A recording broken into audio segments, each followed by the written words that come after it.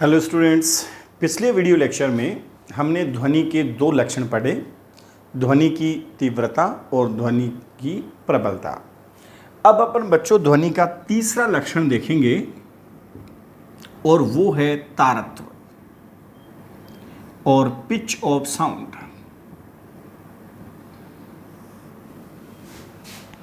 ध्वनि का वह गुण या लक्षण जिसके कारण ध्वनि मोटी या तीखी प्रतीत होती है तारत्व कहलाता है। ध्वनि का वह लक्षण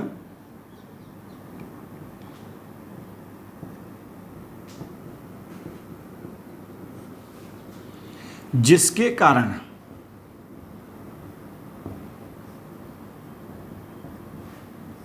ध्वनि मोटी या तीखी सुनाई देती है।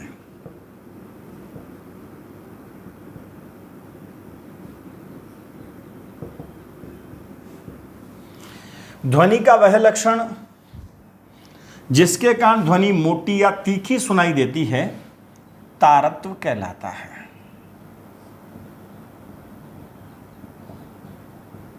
क्या कहलाता है बच्चों?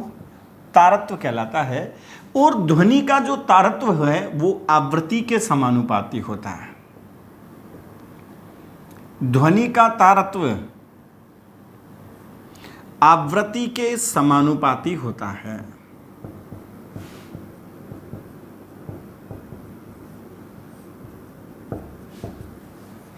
अतः यदि ध्वनि के तारत्व को 20% बढ़ाने का मतलब है कि ध्वनि की आवृत्ति को आपको 20% बढ़ाना पड़ेगा। क्लियर? या ध्वनि के तारत्व को 20% कम करने का अर्थ है कि ध्वनि की आवृत्ति को आपने 20% कम कर दिया है। क्लियर? अब बच्चों ध्यान देने वाली बात यह है कि 2-3 पॉइंट। पहला, मच्छर के भिनभिनाने का तारत्व शेर के दहाड़ने की तुलना में अधिक होता है। मच्छर के भिनभिनाने का तारत्व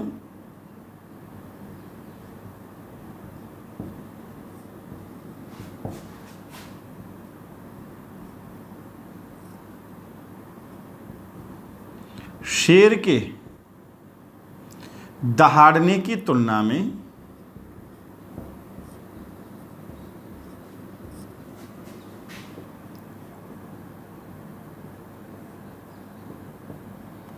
अधिक होता है।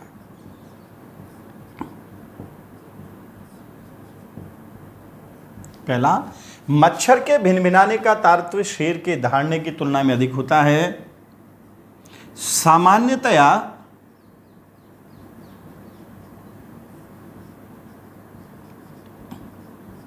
लेडीज की ध्वनि का तारत्व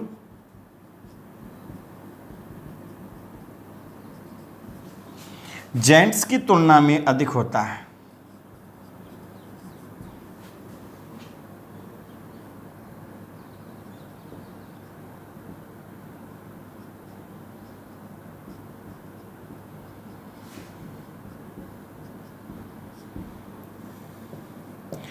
छोटे बच्चों की ध्वनि का तारत्व और भी अधिक होता है, यानी लेडीज से भी ज्यादा होता है।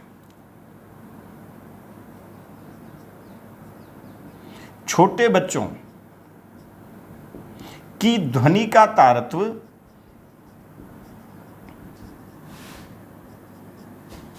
लेडीज से भी अधिक होता है।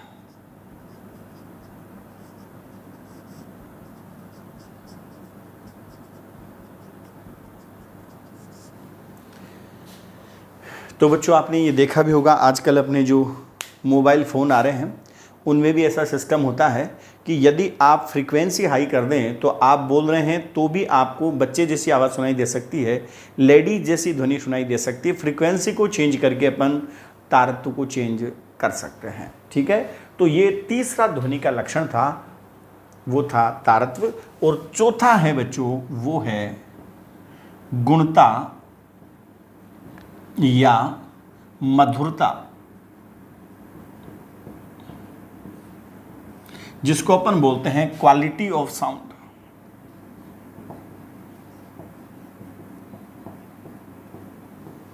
ध्वनि की गुणता या मधुरता, यानी ध्वनि का वह गुण या लक्षण जिससे समान आवृत्ति तथा तीव्रता की ध्वनियों में भी विभेदन किया जा सकता है, क्या कहलाती है? ध्वनि की गुणता कहलाती है। ध्वनि का वह लक्षण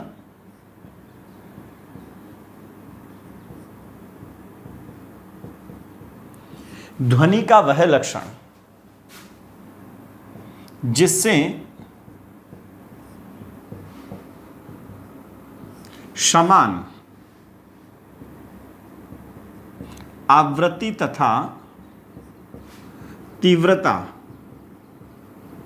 की ध्वनियों में भी विभेदन किया जा सके,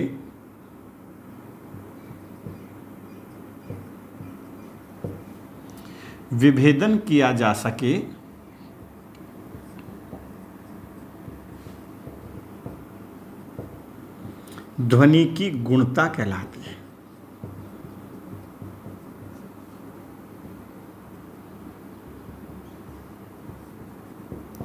ध्वनि की गुणता या मधुरता जो होती है वो सन्नादियों की संख्या पर निर्भर करती है। मोस्ट इंपोर्टेंट है बच्चों, ध्वनि की गुणता या मधुरता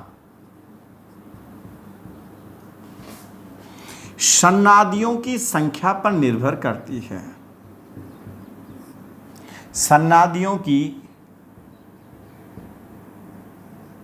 संख्या पर निर्भर करती है। सन्नादियों की संख्या जितनी ज़्यादा होगी ध्वनि की मधुरता या गुणता उतनी ही क्या होगी? ज़्यादा होगी।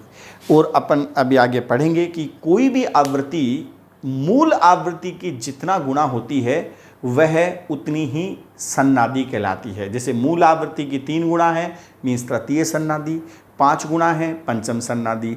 अब यदि मान लो कोई वाद्य यंत्र है जो सम और विषम यानी सभी सन्नादियां उत्पन्न करता है तो उसकी ध्वनि क्या होगी? मधुर होगी। और यदि मान लो कोई यंत्र जो है वो केवल विषम सन्नादियां उत्पन्न करता है तो फिर उसकी ध्वनि उतनी मधुर नहीं होगी। क्यों? क्योंकि सन्नादियों की संख्या जितनी ज़्यादा होगी ध्वनि की गुणता या मधुरता क्या होगी बच्चों? उतनी ही ज़्यादा होगी। तो ध्वनि की गुणता या मधुरता जो होती है वो किस पर डिपेंड करती है? सन्नादियों की संख्या पर निर्भर करती है। किस पर निर्भर करती है? सन्नादियों की संख्या पर निर्भर करती है। तो ये हुए बच्चों अपने ध्वनि के लक्षण। अब बच्चों अपन एक टॉपिक बीच में ये पढ़ेंगे, इको साउंड। क्या? इको, प्रतिध्वनि।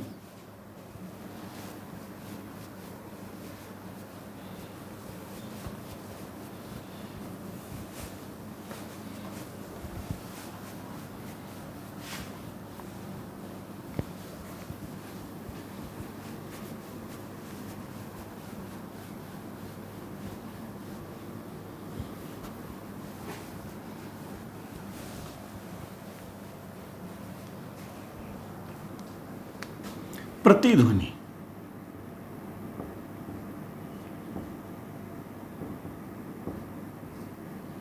इको साउंड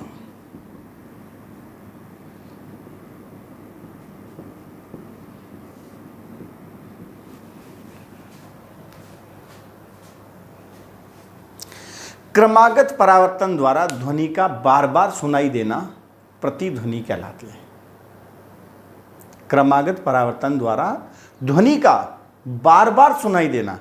एक बार जैसे मान लो, कई बार आपने देखा हुआ अगर किसी माइक में अपन बोलते हैं और उसका इको ज़्यादा है तो क्या होता है? जैसे अपन एक बार हेलो बोलते हैं तो उसमें सुनाई देगा hello hello hello hello hello, means कई बार सुनाई देगा। इसी प्रकार किसी कमरे में जाके अगर मैं एक बार ताली बजाऊं या कुछ आवाज़ निकालूं तो वो कई बार अपन को आवाज़ सुनाई देती है। लेकिन उसके लिए एक कंडीशन होती है कि उस कमरे की जो साइज होनी चाहिए वो 17 मीटर या उससे अधिक होनी चाहिए। चाहे उसकी लंबाई हो, चाहे चौड़ाई हो, चाहे ऊंचाई हो, उनमें से एक डायमेंशन जो है वो कम से कम 17 मीटर या उससे ज़्यादा होनी चाहिए। तो प्रतिध्वनि क्या है बच्चों? कैसे डिफाइन करेंगे? क्रमागत परावर्तन द्वारा, क्रमागत परावर्तन द्वारा ध्वनि का बार बार सुनाई देना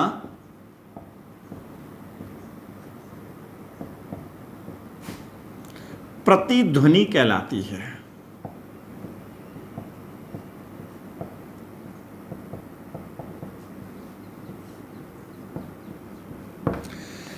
क्रमागत परावर्तन द्वारा ध्वनि का बार बार सुनाई देना क्या कहलाती है? प्रतिध्वनि या इको कहलाती है। प्रतिध्वनि या इको साउंड कहलाती है।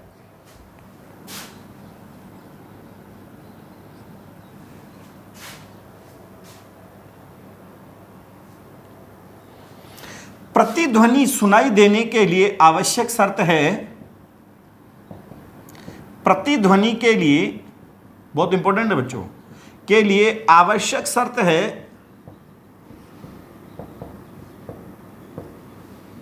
कि कमरे की साइज 17 मीटर या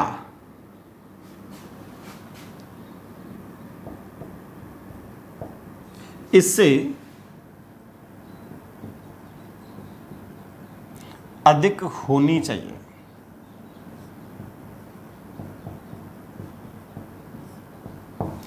प्रतिध्वनि के लिए आवश्यक शर्त है कि कमरे की साइज 17 मीटर या इससे अधिक होनी चाहिए। अब एक टर्म आती है बच्चों, वो है अनुरणन काल।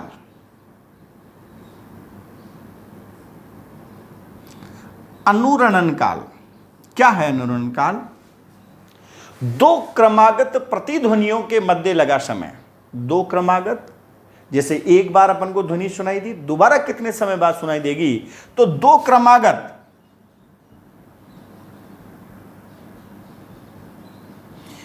क्रमागत ध्वनियों के मध्य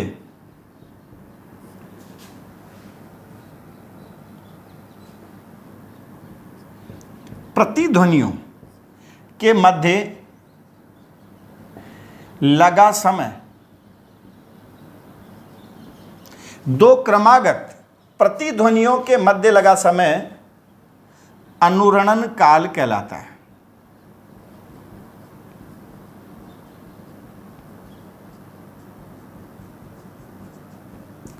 बच्चों ध्यान देना, इस अनुरणन काल का मान कमरे के आयतन के समानुपाती और क्षेत्रफल के व्युत्क्रमानुपाती होता है। तो कई बार क्या है कि ऐसा आपको मिल जाएगा कि अनुरणन काल आयतन के समानुपाती होता है और बच्चा ये देखता है कि अनुरणन काल जो है L³ के समानुपाती हो गया, लेकिन L² के व्युत्क्रमानुपाती भी है। इसलिए देखा जाए तो अनुरणन काल जो है वो कमरे की डायमेंशन के डायरेक्टली प्रोपोर्शनल होगा। जैसे मैं ये कहना चाहूं कि यदि किसी कमरे की लंबाई को अगर दुगुना कर दिया जाए तो अनुरणन काल कितना गुना हो जाएगा बच्चों? 2 गुना ही होगा, न कि 8 गुना होगा। समझ में आ रहा है?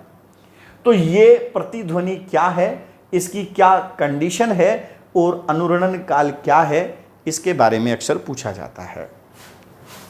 अब देखो एक क्वेश्चन देखते हैं इको साउंड पर बेस्ड। एक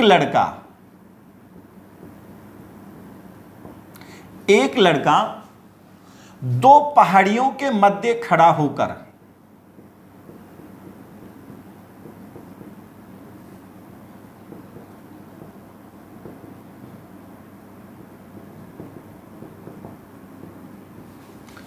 ताली बजाता है।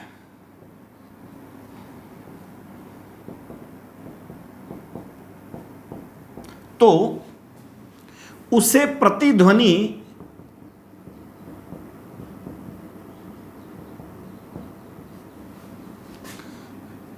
2 सेकंड तथा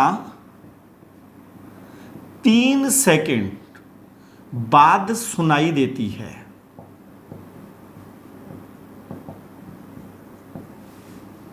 तो पहाड़ियों के मध्य दूरी ज्ञात करो।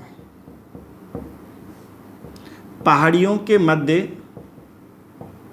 दूरी ज्ञात करो।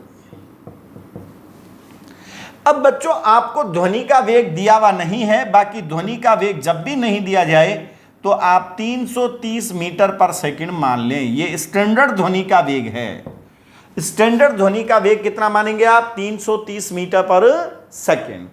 जैसे सपोज करो कि एक पहाड़ी यह है और दूसरी पहाड़ी यह है, और सपोज करो कि ये जो बच्चा है वो यहां खड़ा है। सपोज करो कि ये जो लड़का है वो इस पहली पहाड़ी से D1 दूरी पर है और दूसरी पहाड़ी से D2 दूरी पर है। इसको यहां पे जो अनुरणन काल यानी इसको जो प्रतिध्वनि सुनाई देती है T1 समय बाद सुनाई देती है, तो आपको पता है कि T1 बराबर क्या होगा बच्चों? 2D1 upon V1, 2D1 upon V ध्वनि का वेग। क्यों? क्योंकि ध्वनि पहले जाएगी, इस पहाड़ी से टकरा कर वापस आएगी, तो कितनी दूरी तय करेगी? 2D1 upon V। इसी टाइप से जो T2 होगा वो बनेगा 2D2 बाई V, या मैं कहूंगा T1 प्लस T2 बराबर 2 बाई V कॉमन ले लेंगे और D1 प्लस D2 हो जाएगा। अब बच्चों आपको क्या चाहिए? दोनों पहाड़ियों के बीच की दूरी मीन्स D1 प्लस D2 चाहिए। तो बच्चों D1 प्लस D2 का मान क्या होगा? यह बनेगा V into T1 plus T2 by 2, और यह बन जाएगा 330 इंटू 2 प्लस 3/2। ये कैंसिल हो गया।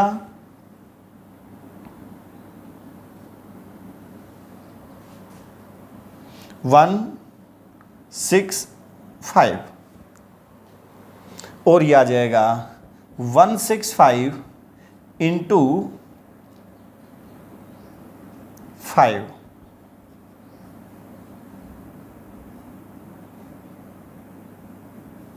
825 मीटर आ जाएगा बच्चों। तो इन दोनों पहाड़ियों के बीच की दूरी कितनी आ जाएगी? 825 मीटर।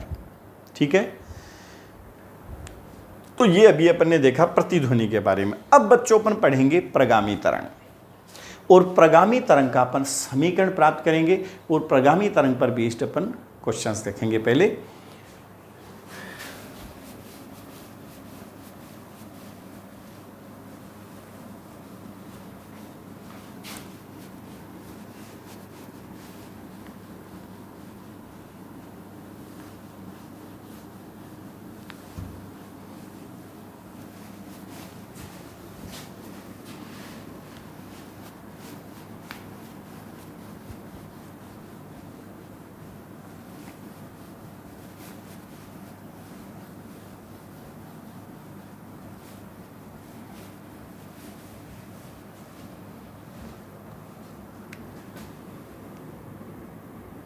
प्रगामी तरंग का समीकरण।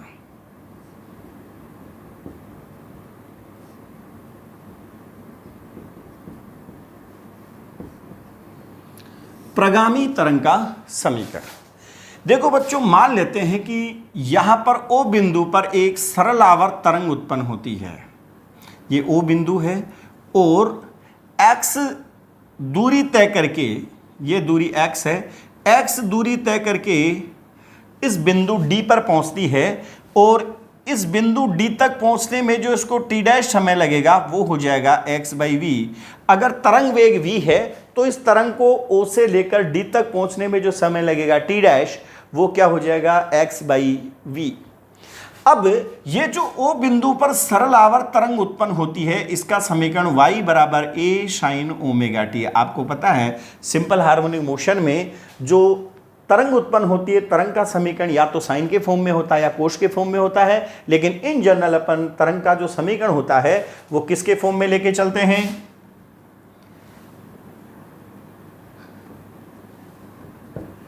साइन के फॉर्म में अपन लेकर चलते हैं। तो ये O बिंदु पर, माना कि O बिंदु पर उत्पन्न सरल आवर्त तरंग, माना कि O बिंदु पर उत्पन्न सरल आवर्त तरंग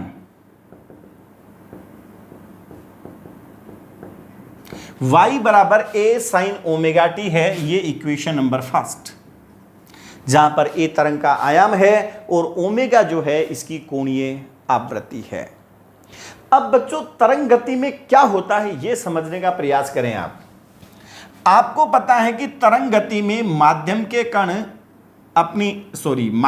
कण एक जगह से दूसरी जगह तक गति नहीं करते। सपोज करो ये O है और ये D बिंदु है और इनके बीच की ये जो दूरी है वो क्या है, x है।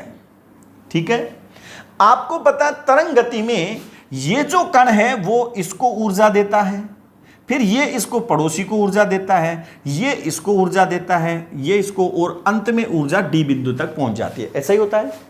सपोज करो कि इसकी जो कुछ कला है, जब इसके पास एनर्जी थी तो मैं ये मान लेता हूं कि ये उच्च कला में था। O बिंदु पर जो स्थित कण है वो किस में था, उच्च कला में था। अब जैसे ही ये O बिंदु पर स्थित कण इस कण को ऊर्जा देगा तो क्या होगा कि ये अब उच्च कला में हो जाएगा। जब ये कण इसको ऊर्जा देगा तो ये उच्च कला में हो जाएगा, जब ये इसको ऊर्जा देगा तो ये उच्च कला में हो जाएगा, और अल्टीमेटली ये ऐसा चलता रहेगा। अल्टीमेटली जो है ये ऐसा ही चलता रहेगा। तो मैं क्या कह सकता हूं कि अब ध्यान दें, टी समय पर, ध्यान देना, टी समय पर डी बिंदु पर स्थित कण जिस कला में है, ध्यान से समझे बच्चों, टी समय पर डी बिंदु पर स्थित कण जिस कला में है, टी डैश समय पहले, टी डैश का मतलब x/v समय पहले ओ बिंदु पर स्थित कण भी उसी कला में था। क्या कह सकता हूं, ये लाइन बहुत इंपॉर्टेंट है। टी समय पर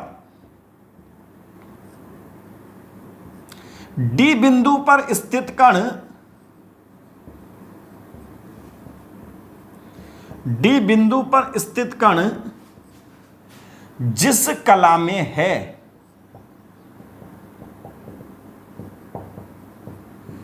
टी डैश समय पहले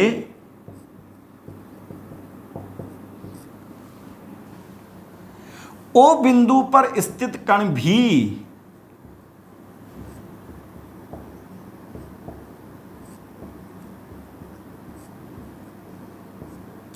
उसी कला में था। यह कहा जा सकता है टी समय पर डी बिंदु पर स्थित कण जिस कला में है, टी डैश समय पहले ओ बिंदु पर स्थित कण भी उसी कला में था। अतः प्रगामी तरंग का समीकरण प्राप्त करने के लिए टी के स्थान पर क्या कहूंगा, टी माइनस टी डैश रखेंगे। अतः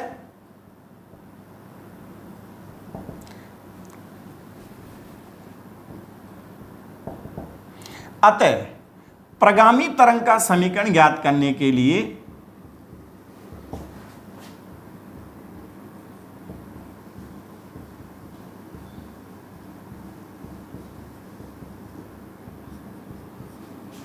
टी के स्थान पर टी माइनस टी डैश रखते हैं। तो टी माइनस टी डैश रखेंगे तो क्या बनेगा बच्चों, y बराबर बनेगा a साइन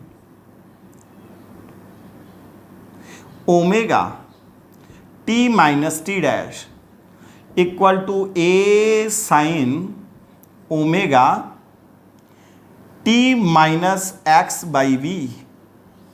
आगे इसको सोल्व करेंगे, a sine omega t minus omega into x/v equal to a sine omega t minus 2πn into x upon n into lambda. n से n कैंसिल, या y बराबर आ गया a sine omega t minus k x। ये बच्चों आपके पास प्रगामी तरंग का समीकरण आ गया, जहां k जो है वो 2π अपॉन लैम्डा के बराबर है, जिसको अपन बोलते हैं संचरण नियतांक।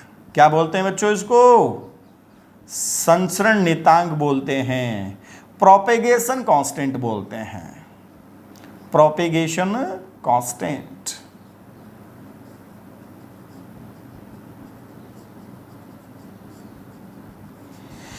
और इसका मात्रक वही होगा जो 1/λ का मात्रक होगा, यानी मीटर इनवर्स होगा। ठीक है, अब ये बच्चों अपने पास प्रगामी तरंग का समीकरण आ गया। तो अब इस समीकरण को देखकर अपन क्या पहचानेंगे, ये ध्यान दें। ये जो है y बराबर a sine omega t minus k x, बच्चों तरंग कौन सी दिशा में संचरित हो रही है वो इससे पता लगाएंगे, इस y से कुछ भी पता नहीं लगेगा। यहां पर y की जगह तो विस्थापन हो सकता है, दाब भी हो सकता है, विद्युत क्षेत्र भी हो सकता है, चुंबकीय क्षेत्र भी हो सकता है, कुछ भी हो सकता है, लेकिन तरंग संचरण की दिशा का निर्धारण इससे करेंगे।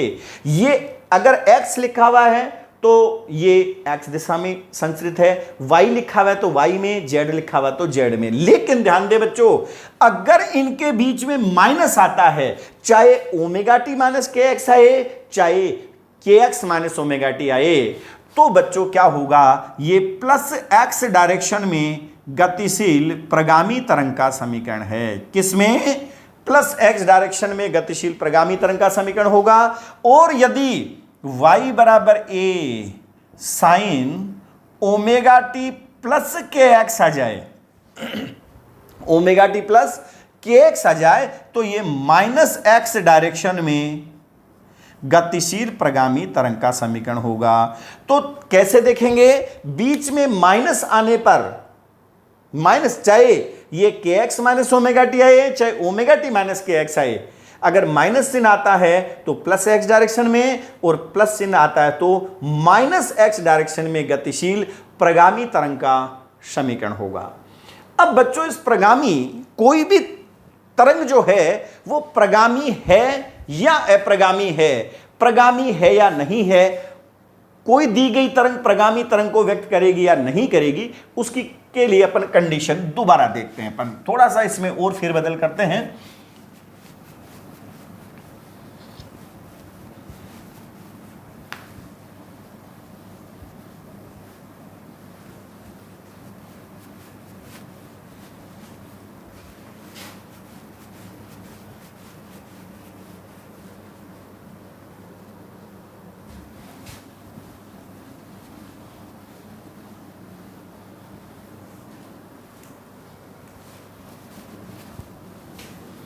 ध्यान दे बच्चों, अभी अपन ने ये देखा कि प्रगामी तरंग का जो समीकरण है वो क्या है, y बराबर a sine omega t minus k x, plus minus k x हो सकता है, तो फिलहाल मैं माइनस के एक्स ले रहा हूं। ठीक है,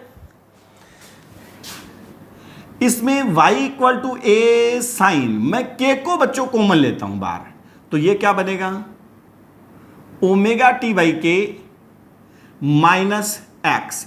मीन्स मेरे को x के गुणांक को एक बनाना है, x के गुणांक को क्या बनाना है, एक बनाना है। तो बच्चों ये क्या बन जाएगा, मैं इसको कह सकता हूं a साइन k की जगह 2 pi upon lambda into omega की जगह मैं 2 पाई n कहूंगा t, और k की जगह मैं कहूंगा 2 pi upon lambda minus x. 2 पाई से 2 पाई कैंसिल हो जाएगा और ये लैम्डा ऊपर जाके वेग बना देगा, और a sine 2 pi upon lambda, और ये बनेगा vt माइनस एक्स। ठीक है, vt माइनस एक्स। तो बच्चों यहां से एक इंपॉर्टेंट लॉजिक निकलेगा, जब x का गुणांक 1 होगा तो t के साथ में जो राशि गुणा हो रही होगी वो क्या होगी, v होगी। लेकिन कब, जब x का गुणांक क्या होना चाहिए, कंडीशन क्या है, x का गुणांक 1 होना चाहिए। तो अपन क्या कहेंगे बच्चों, यदि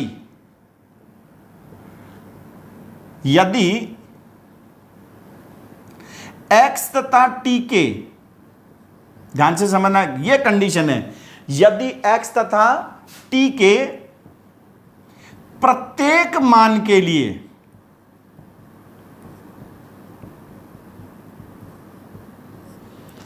यदि x तथा t के प्रत्येक मान के लिए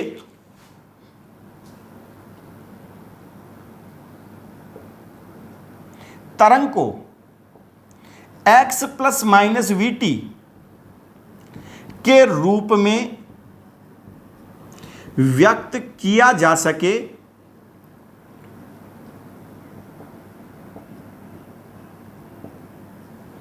यदि x तथा t के प्रत्येक मान के लिए तरंग को x plus minus we T के रूप में व्यक्त किया जा सके तथा y का एक परिमित मान प्राप्त हो, परिमित या सीमित मान प्राप्त हो, यह बच्चों एक इंपॉर्टेंट कंडीशन है। क्या?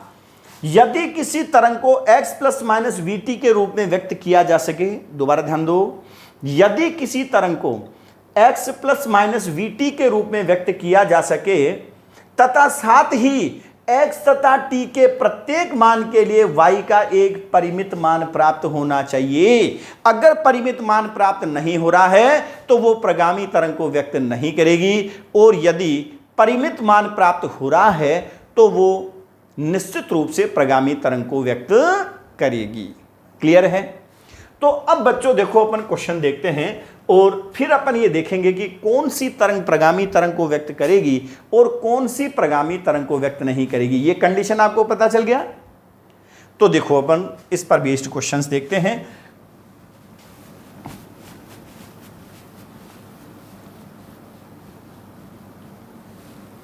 पहला क्वेश्चन,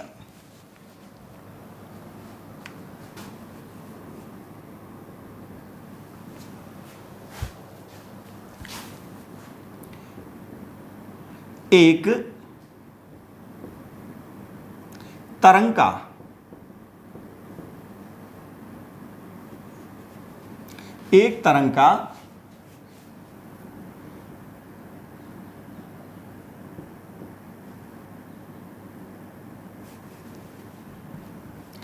t बराबर 2 सेकंड पर समीकरण निम्न है।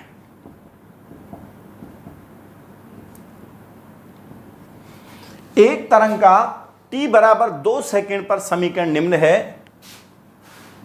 y बराबर 4 अपॉन x प्लस 1 का whole square plus 2, x plus 1 का होल स्क्वायर प्लस 2। तो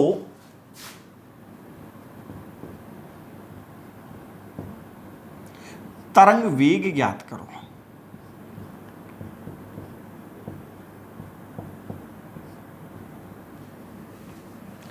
पहली बात तो ये देखना है बच्चों, ये प्रगामी तरंग होगी या नहीं होगी।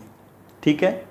वास्तव में इसने क्या किया, t की जगह 2 सेकंड रख दिया, अदरवाइज ये तरंग कैसी होनी चाहिए थी, y equal to 4 upon x plus we T का होल स्क्वायर प्लस 2 के रूप में है या नहीं है। वास्तव में ये तो t बराबर 2 सेकंड पर ये है। अगर मान लो ये t का मान नहीं रखता तो निश्चित रूप से ये तरंग का समीकरण ऐसा होता नहीं होता। अब ये देखो कि ये जो तरंग है वो प्रगामी तरंग है या नहीं है। सबसे पहला अपन को ये देखना है कि ये जो तरंग है वो प्रगामी तरंग है या नहीं है। तो बच्चों अपन ने क्या कहा, x तथा t के प्रत्येक मान के लिए y का जो मान है वो फाइनाइट वैल्यू आनी चाहिए, सीमित मान आना चाहिए। जैसे एक बार x की जगह आप 0 रख के देखें और एक बार x की जगह क्या रख के देखें, अनंत रख के देखें, तो कुल मिला के y का जो मान है प्रत्येक मान के लिए आना चाहिए। लेकिन अब अपन क्या करेंगे, जहां प्रॉब्लम आती है, जैसे या तो 0 पे रखने पे प्रॉब्लम आएगी, अनंत पे रखने पे प्रॉब्लम आएगी, तो एक बार यदि अपन इसकी वैल्यू रख के देखें कि इसकी वैल्यू फाइनाइट वैल्यू आएगी या नहीं आएगी। ये देखो, जैसे मान लो मैं x की जगह भी 0 रखता हूं, t की जगह भी 0 रखता हूं, तो बच्चों क्या होता है कि ये पद 0 हो जाएगा, 0 में 2 जुड़ के 2 हो जाएगा, और 4 में 2 का भाग देने पर y का फाइनाइट वैल्यू आ रही है कितनी, 2। अगर मैं x और t दोनों की जगह अनंत रख दूं तो ये अनंत प्लस अनंत अनंत हो जाएगा, अनंत में 2 जुड़कर कितना हो जाएगा, ये भी अनंत ही रहेगा, और 4 में अनंत का भाग देने पर y का मान क्या आ रहा है, 0। इससे ये पता चल रहा है कि x तथा t के प्रत्येक, इसको x plus minus we T के रूप में व्यक्त किया गया, x प्लस वी टी के रूप में व्यक्त किया गया है, और x तथा t के प्रत्येक मान के लिए y का मान क्या आ रहा है बच्चों, फाइनाइट वैल्यू आ रही है। इसलिए मैं कह सकता हूं कि निश्चित रूप से ये एक प्रगामी तरंग को व्यक्त करेगी। क्या लॉजिक दूंगा मैं इसको, यानी तरंग को x प्लस वी टी के रूप में व्यक्त किया गया है तथा x एवं t के प्रत्येक मान के लिए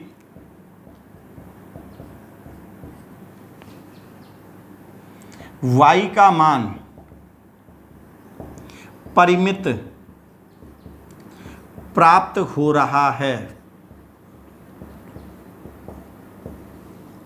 अतः यह प्रगामी तरंग को व्यक्त करेगी।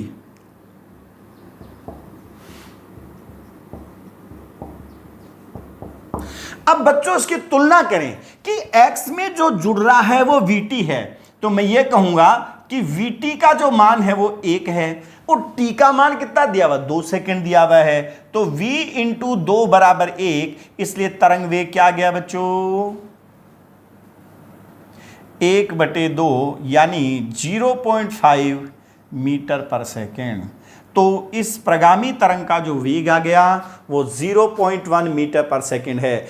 अब बच्चों ये जो प्रगामी तरंग है वो x दिशा में गतिशील है या y दिशा में गतिशील है, कौन सी दिशा में? तो अगर मैं कहता हूं कि तरंग संचरण की अगर मैं दिशा देखता हूं तो तरंग संचरण की दिशा कौन सी आएगी, -x डायरेक्शन आएगी। कौन सी दिशा आएगी, -x दिशा में तरंग संचरित हो रही है। क्यों? क्योंकि x प्लस वीटी आ रहा है, बीच में जब प्लस आता है तो -x डायरेक्शन में गतिशील है और माइनस आता है तो +x डायरेक्शन में गतिशील प्रगामी तरंग का समीकरण है। ठीक है बच्चों, दूसरा क्वेश्चन अपन देखते हैं। निम्न में से कौन सा समीकरण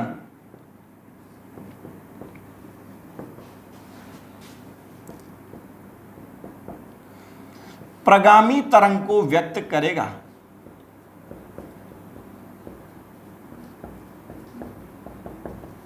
बहुत इंपॉर्टेंट क्वेश्चन है बच्चों।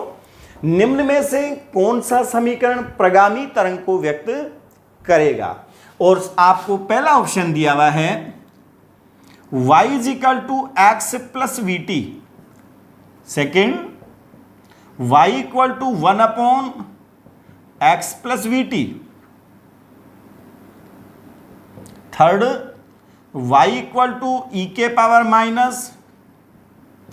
e⁻x प्लस वी टी का whole square, fourth y = log x plus we T base e। तो बच्चों आपको यह देखना है, पहली बात तो यह है कि इसमें प्रत्येक को x plus minus we T के रूप में तो व्यक्त किया गया है। अब आपको केवल एक चीज और चेक करनी है कि x तथा t के प्रत्येक मान के लिए कौन सा ऑप्शन में x तथा t के प्रत्येक मान के लिए y का अपन को परिमित मान प्राप्त हो रहा है, फाइनाइट वैल्यू प्राप्त हो रही है। अब बच्चों जैसे इस ऑप्शन को मैं चेक करूं, अगर मान लो मैं x की जगह अनंत और y की जगह अनंत रखता हूं, सॉरी x की जगह अनंत और t की जगह अनंत रखता हूं, तो मेरे को तो y का मान अनंत प्राप्त हो रहा है। इसका मतलब ये y का सीमित मान नहीं है, परिमित मान नहीं है। इसका मतलब ये ऑप्शन तो प्रगामी तरंग को व्यक्त नहीं करेगा। इसी प्रकार से जब x की जगह 0 और t की जगह 0 रखता हूं तो y का मान पुनः मेरे को अनंत प्राप्त होता है, जो इसकी फाइनाइट वैल्यू नहीं है, अनंत इसका परिमित मान नहीं है। लेकिन बच्चों ये जो वक्र है y = e⁻x plus we T का होल स्क्वायर, ये निश्चित रूप से प्रगामी तरंग को व्यक्त करेगा। जैसे अगर मान लो मैं x की जगह 0 और t की जगह 0 रखता हूं तो ये क्या बनेगा, e⁻−0, और e⁻−0 का मान क्या आएगा बच्चों, 0 ही आएगा। e⁻−0 हो चाहे 0, e⁻0 की वैल्यू, सॉरी e⁻0 की वैल्यू क्या आएगी बच्चों, 1। e⁻0 की वैल्यू क्या आ जाएगी, 1 आ जाएगी। ठीक है, अब अगर मैं इसको अनंत रखता हूं, x की जगह भी अनंत तो t की जगह भी अनंत, तो बच्चों ये बनेगा e के पावर माइनस अनंत, और e के पावर माइनस अनंत का मान क्या आता है 0। और दोनों ही केसेस में y के अपन को सीमित मान प्राप्त हो रहा है। लेकिन आपको यह पता है कि इस log वाले में अगर मैं x की जगह 0 रखता हूं और t की जगह 0 रखता हूं तो मेरे पास आएगा log 0 बेस e, और log 0 का मान होता है माइनस अनंत। ये बच्चों परिमित वैल्यू नहीं है, इसलिए केवल और केवल ये जो तीसरा ऑप्शन है वो निश्चित रूप से प्रगामी तरंग के समीकरण को व्यक्त करेगा। ये जो तीसरा जो ऑप्शन है वो प्रगामी तरंग के समीकरण को व्यक्त करेगा, बाकी प्रगामी तरंग के समीकरण को व्यक्त नहीं करेंगे।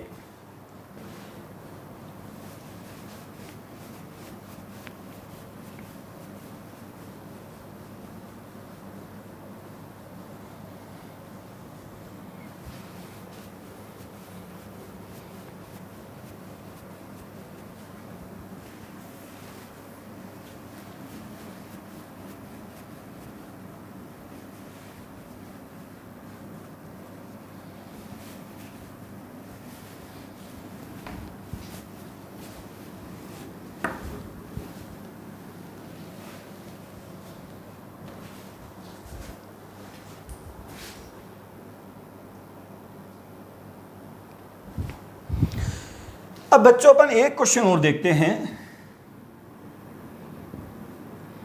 एक तरंग का समीकरण निम्न है। एक तरंग का समीकरण निम्न है। y बराबर e के power minus ax square plus 2 ABT plus T square या B square T square, sorry एक मिनट, रूट ABT और BT स्क्वायर, ये आपको समीकरण दिया हुआ। एक तरंग का समीकरण निम्न है। e के power minus ax square plus 2 root ABT plus BT square.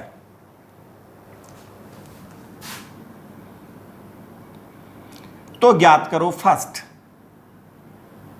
यह तरंग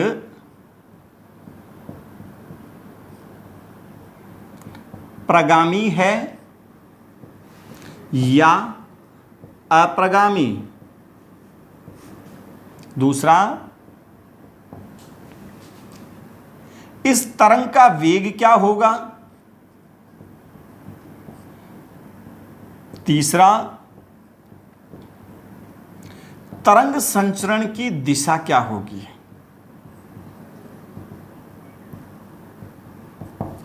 तरंग संचरण की दिशा क्या होगी। तो बच्चों सबसे पहले तो अपन ये देखते हैं कि इसको x प्लस माइनस VT के रूप में व्यक्त किया जा सकता है या नहीं किया जा सकता है, ये आप देखें।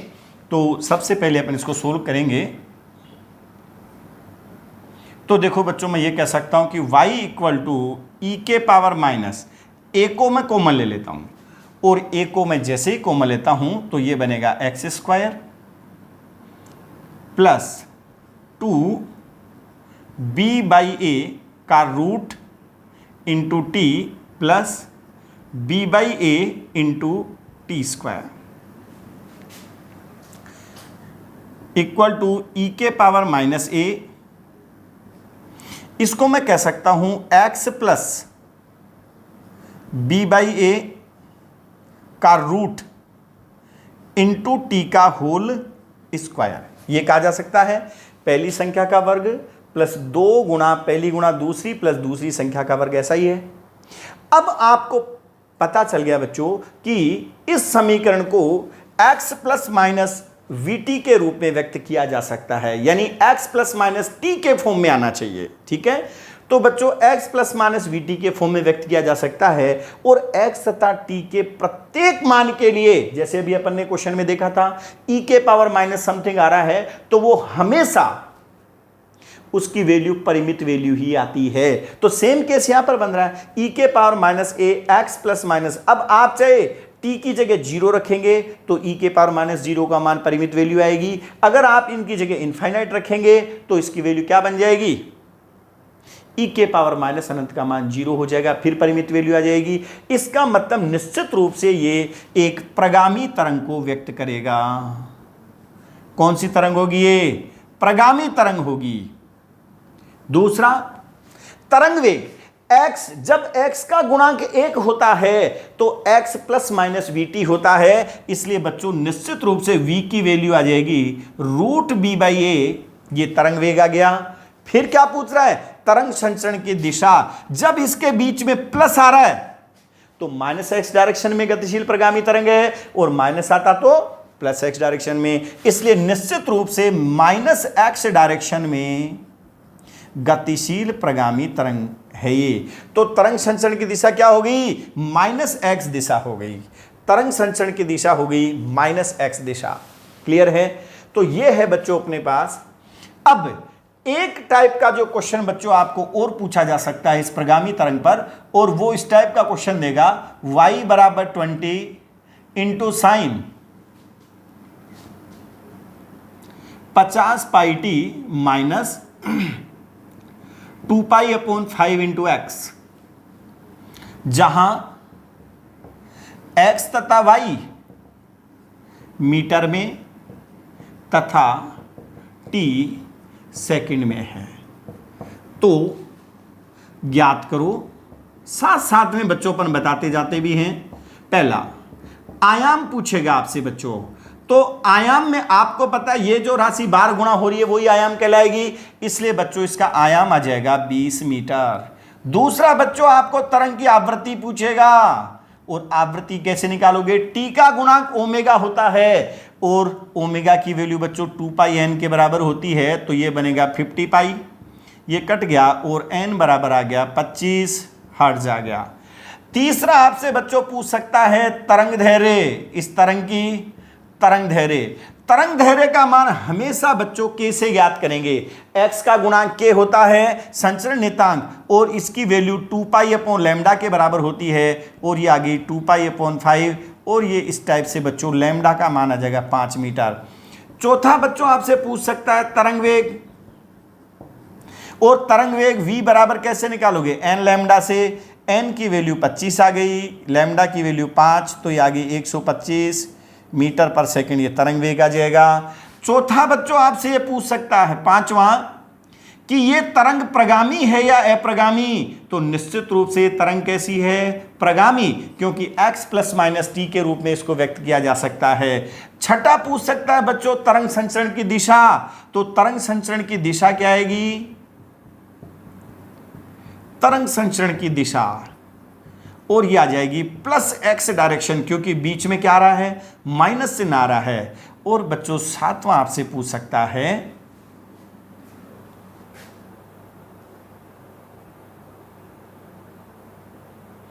ठीक है, मैक्सिमम यही आपसे ज्यादातर वेरिएबल यही है। और दूसरा बच्चों क्या कर सकता है, इसका अपोजिट क्वेश्चन भी पूछ सकता है, आपको आयाम दे देगा, आवृत्ति दे देगा, तरंग धैर्य दे देगा, तरंग संचरण की दिशा दे देगा, और फिर आपसे यह कहेगा कि इस प्रगामी तरंग का समीकरण कौन सा है।